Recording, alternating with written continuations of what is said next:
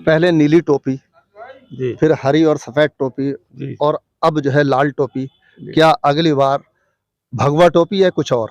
नहीं नहीं नहीं नहीं, भगवा टोपी है उसमें। लोकसभा देखिए, चुनाव की तारीखों का ऐलान हो गया है। ऐसे में जोड़ तोड़ की राजनीति शुरू हो गई है। अकीलुर रहमान साहब मेरे साथ मौजूद हैं, जो लंबे समय से राजनीतिक जीवन में रहे हैं, विधायक एंड पूर्व मंत्री भी रहे हैं।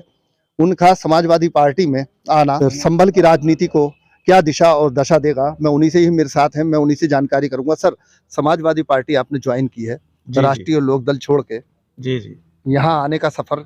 मैं इस उम्मीद से समाजवादी पार्टी में मैं आया हूं कि आने वाले 2024 के आम लोकसभा के चुनाव में सब लोग मिलजुल कर एक पूरे हिंदुस्तान में, देश में, प्रदेशों में भाईचारा कायम हो, मजबूत हो सेकुलर फोर्सेस, और इंडिया अलायंस और पीडीए आगे बढ़े, जिससे भाईचारा बने और ये खाई खत्म हो और देश और तेजी से अपनी दुनिया के अंदर नाम पैदा करे, आगे बढ़े।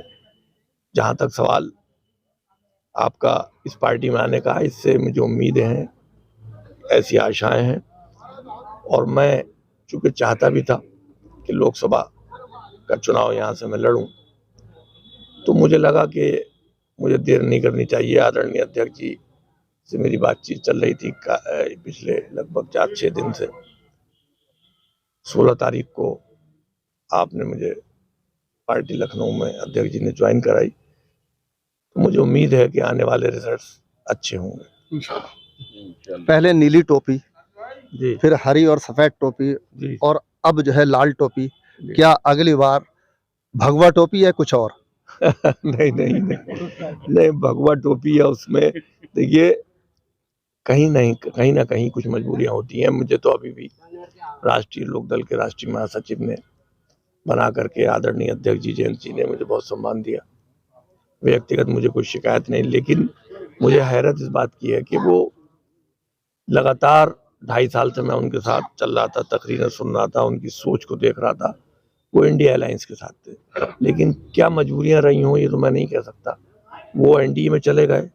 एनडीए में मैं कंफर्टेबल नहीं रह सकता था, क्योंकि एक तरफ वो सारी फोर्सेस हैं जो देश को मजबूती के साथ, भाईचारे के साथ, युवाओं को नौकरी देकर, किसानों के जख्मों पर मरहम रख के इस देश को आगे बढ़ाना चाहती हैं, और एक तरफ वो लोग हैं जो इस भाईचारे में बहुत बड़ी खाई बनाती जा रही है।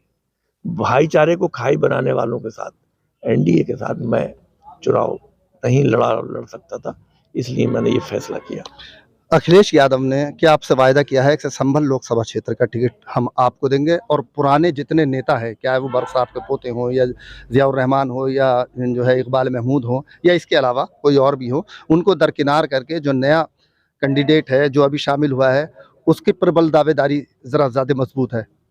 ये मैं क्या कह सकता हूँ, ये तो अध्यक्ष जी से पूछने वाला सवाल है। मैं तो उन पर विश्वास करके पार्टी में आया हूँ। आगे जो उनका निर्णय होगा उसका स्वागत है। ये थे अकील रहमान साहब, जो बता रहे थे समाजवादी पार्टी में अखिलेश यादव ने उनसे वायदा किया है और उनको चुनाव लड़ाने के लिए कहा है। अब ये तो परिस्थिति बताएगी, माहौल बताएगा कि आखिर क्या माहौल रंग लाता है।